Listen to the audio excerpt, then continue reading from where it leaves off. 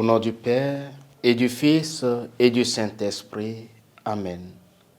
Viens, Esprit Saint, viens enflammer la terre entière. Viens, Esprit Saint, viens nous embraser. Emplis-nous d'amour, Esprit de charité. Ô viens nous brûler de ton feu. Évangile de Jésus-Christ selon saint Jean. En ce temps-là, Jésus s'en alla au mont des Oliviers.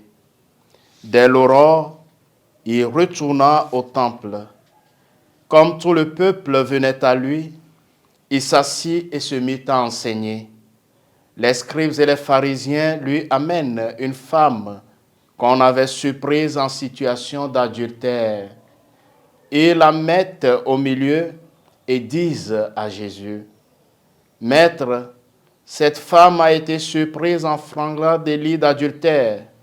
Or, dans la loi, Moïse nous a ordonné de lapider ces femmes-là. Et toi, que dis-tu » Il parlait ainsi pour le mettre à l'épreuve, afin de pouvoir l'accuser. Mais Jésus s'était baissé et du doigt il écrivait sur la terre. Comme on persistait à l'interroger, il se redressa et leur dit, « Celui d'entre vous qui est sans péché, qu'il soit le premier à lui jeter une pierre. » Il se baissa de nouveau et il écrivait sur la terre. Eux, après avoir entendu cela, s'en allaient un par un, en commençant par les plus âgés.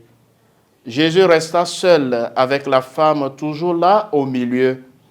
Il se redressa et lui demanda, « Femme, où sont-ils donc? Personne ne t'a condamné ?» Elle répondit, « Personne, Seigneur. » Et Jésus lui dit, « Moi non plus, je ne te condamne pas. Va et désormais ne pêche plus. » Acclamons la parole de Dieu.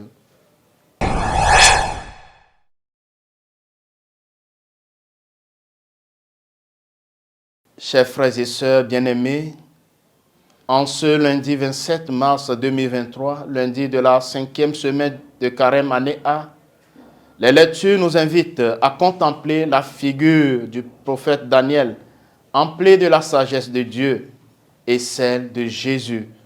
Daniel a rétabli la justice, innocentant Suzanne, accusée par de fourbes juges dont le cœur était détourné de Dieu et qui avait porté un faux témoignage contre l'innocente. Dans l'Évangile, Jésus se met à la hauteur de la femme qui croule dans la boue de ses péchés et sans doute jetée à terre par ses accusateurs afin d'être sentassiée puis lapidée. Il ne se pose pas en juge, mais en frère qui sait voir dans l'enfant perdu son prochain et part à sa recherche.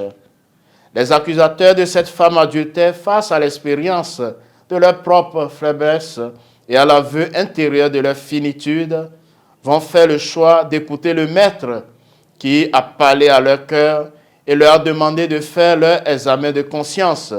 Et ils vont partir. Après leur départ, Jésus se met debout devant la femme seule. Il se présente maintenant à elle comme juge et il ne reste que 2 jugements à poser. Le sien, basé sur ce qu'il a dit et fait. Il n'y a pas de plus grand amour que de donner sa vie pour ce qu'on aime. Jean 15, verset 13.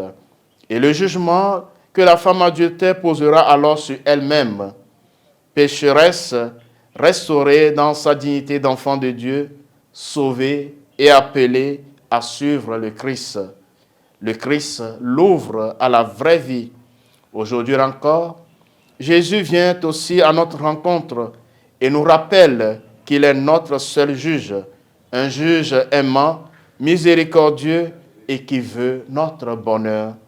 Frères et sœurs dans le Seigneur, faisons alors une pause afin d'écouter sa voix qui nous invite à accueillir sa miséricorde et à poursuivre notre chemin de conversion. Demandons-lui de nous restaurer dans notre dignité d'enfant de Dieu. Le Seigneur soit avec vous. Que Dieu Tout-Puissant vous bénisse, le Père et le Fils et le Saint-Esprit. Amen.